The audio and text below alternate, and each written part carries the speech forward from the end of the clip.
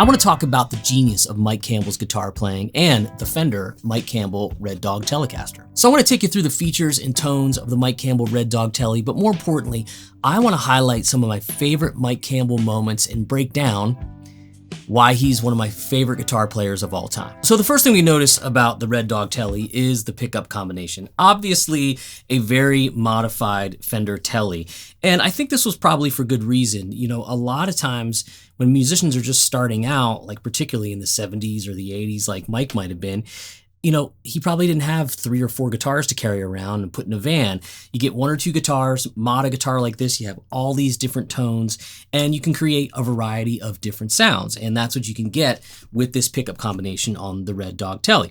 Now, I want to also try to be mindful to not glare you guys too much with that maple neck. We'll talk about that later. But yeah, 3 pickups, traditional Tele pickup in the bridge, and then we have these humbuckers here in the middle. And these, of course, are voiced and wired to get as close as they can to Mike's original guitar. It's a 5-way selector for them, volume, tone, and then we'll talk about the all-important Destruct Switch that is added here. That's a lot of fun. But yeah, bridge Tele pickup.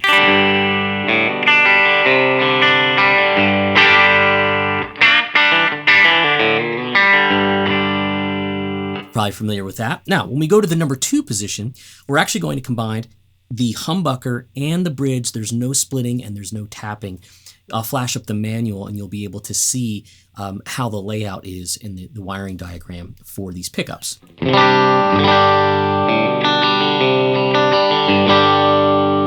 So a little bit of that out of phase strat thing. Here's the bridge again.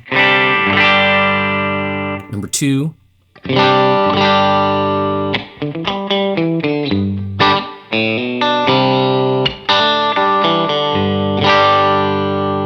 Sounds really nice and quite even too from selection to selection. We'll see that even more. Here's the middle position.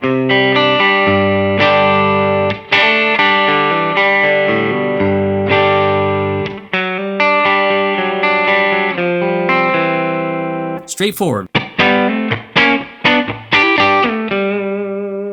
Then we have the middle and neck combined.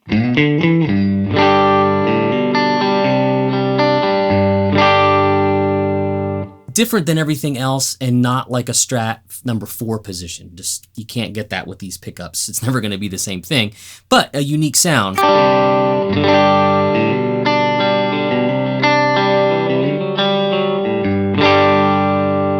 Then of course, the neck position. Full, but listen to how the volume is very even.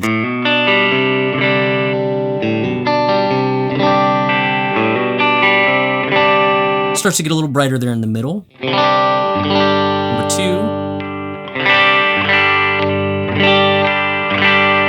So frequency shifts and obviously differences from where, sorry, blowing you guys out. It's tough to play like that. But yeah, frequency shifts with the selector and the combinations, but pretty balanced overall. I love the neck. I think it sounds really good.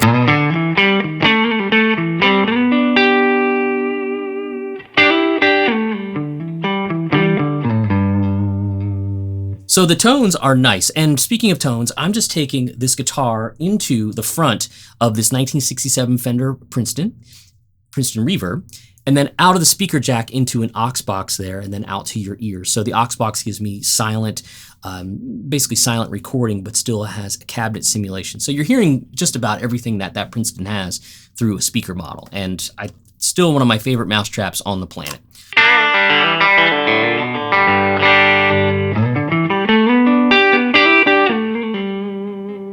So that's your pickups without the Destruct Switch engaged. Now the Destruct Switch is like a 30 plus dB boost that is ultimately kind of like a fuzz circuit. It even says it in the manual.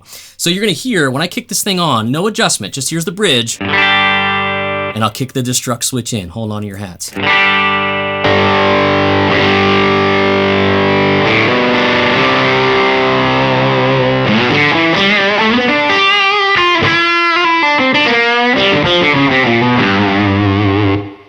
It's wild. It is absolutely crazy and ultimately a lot of fun because it feels like a fuzz pedal. Like on the neck, I can get real woolly.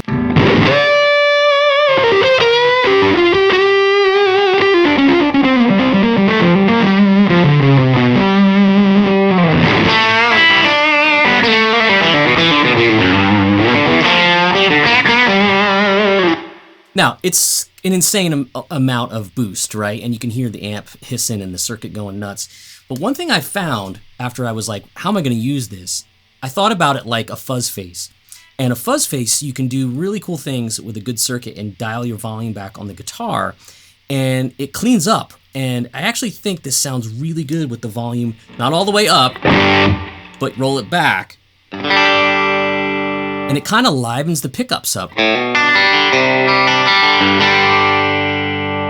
And you have all this variation on the knob.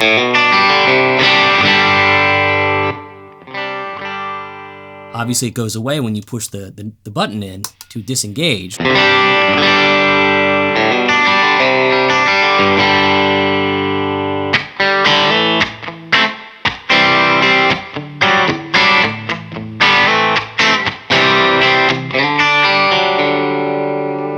So it's doing some really fun stuff to the front of the amp too, and if I need to kind of go for broke, go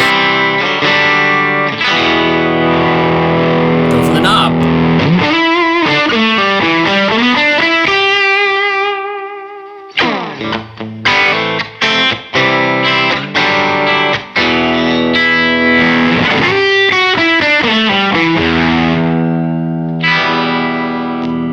And that'll work in any combination. So lots of fun stuff built into that circuit with the adjustment of a knob. I actually stumbled upon that and thought it was really, really fun. Let's kill that for now. So lots of fun stuff, obviously, like I said. Bigsby tailpiece, I'm a huge fan of Bigsby vibratos. I have them on a bunch of guitars. A lot of people don't like them, but I've always been a fan. The thing I do with them is I always open them up. I replace the Bigsby with a new spring, a Reverend soft touch spring. You can get those for anywhere between 10 and 13 bucks online. And I take that white washer out of there as well. Now the spring in this instance gave me a little more height on the bar. I don't love that, but it's way springier feeling.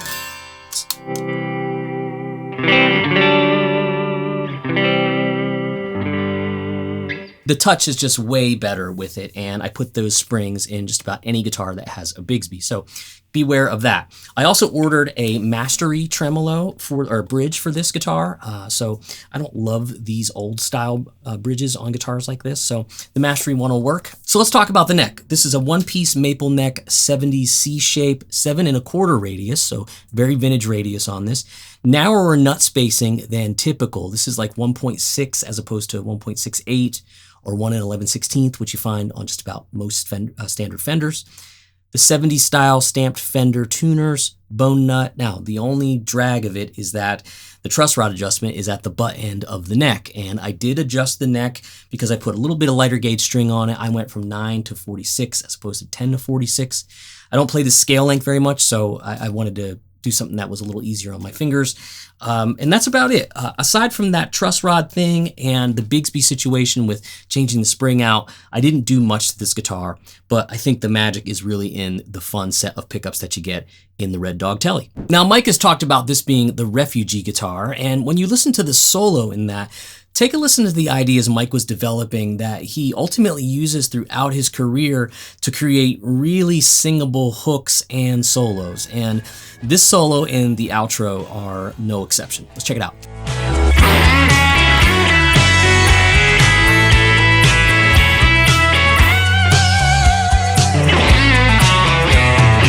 I mean, right off the bat, we hear Mike launch into this open string double stop drone idea. And these kind of ideas will repeat themselves in Mike's playing throughout his career with the Heartbreakers and beyond. And it makes the single guitar solo sound bigger and tougher, particularly in a rock song where there's a lot of energy happening. And Mike's playing out of F sharp minor here. And just think F sharp minor pentatonic. But he does this cool thing where he goes, and he bends like a normal sort of blues bend. And I'm not going to break all this stuff down super tight or super deep because I have it transcribed for you in the links below. But he goes right into an open string. And then rides, F sharp minor pentatonic up the neck.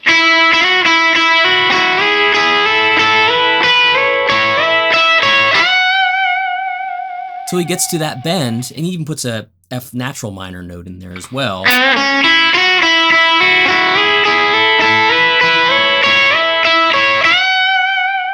Good rock bend there on the second string in the octave up from that pattern. But then he goes down to his original, octave in like minor pentatonic pattern 1. And plays that great response to the higher part.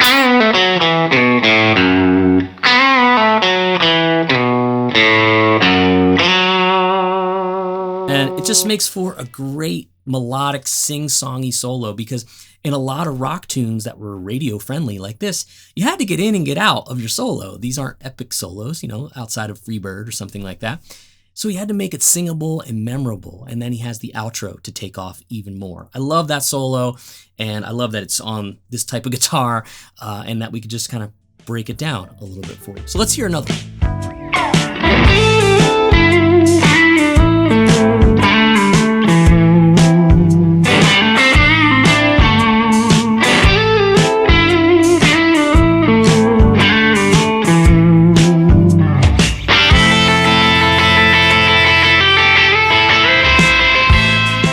One of my favorite tunes is Breakdown, because Mike really gets to showcase his melody writing and guitar hook writing. He can write these melody lines and guitar hooks that you can sing without an instrument in your hand. To me, that's the mark of a really great composer, regardless of the instrument.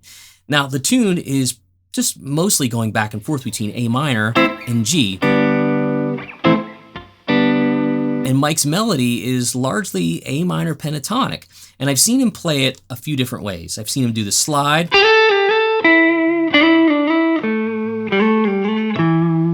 And I've also seen him kind of do a hammer-on or a pull-off.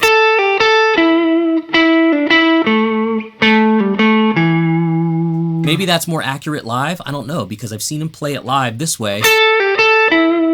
But it sure sounds like he's doing this on the record. Something real sultry about that slide. Okay, so either is fine. If Mike plays it either way, he's the boss, right?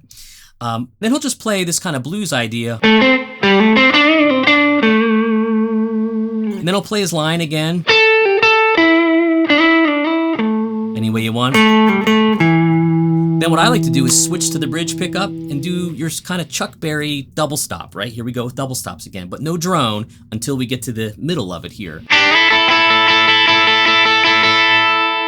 Does that kind of idea, then he doubles it here, where he still has the A minor pentatonic idea happening. Then he lifts up and does the drone again. Goes into this A natural minor idea, until he adds the flat third and fifth of an A minor chord. So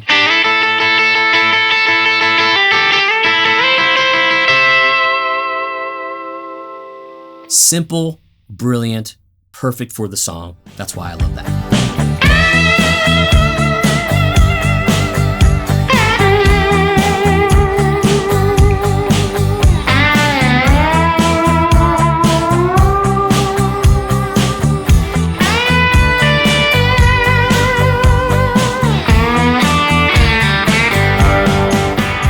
What I think is my favorite thing about Mike's playing is his restraint and his use of patience. Mike never plays more than he should, always brings the right notes to the table, and sometimes lets those notes hang for almost an uncomfortable amount of time, but it always works. Like in the I Won't Back Down solo, he'll play that first note for almost 2 bars, like 3, 4, 2, 3, 4, 1, 2, 3. So almost 2 measures of that E note. Now, it looks like it's an F sharp because I have the guitar tuned to what I call half open G, where I take the high E string and tune it down to a D. So I can get those little notes like that when he's playing in the solo. So he's just playing some really simple slide ideas.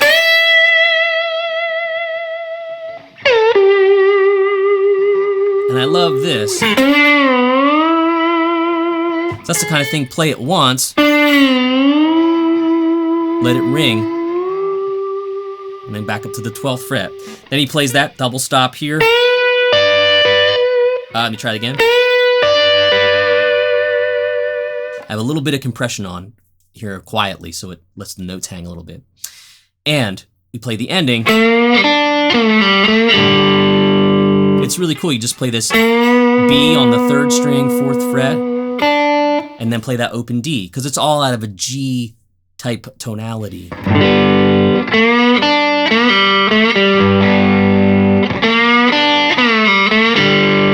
And then I kind of pull off into the chord.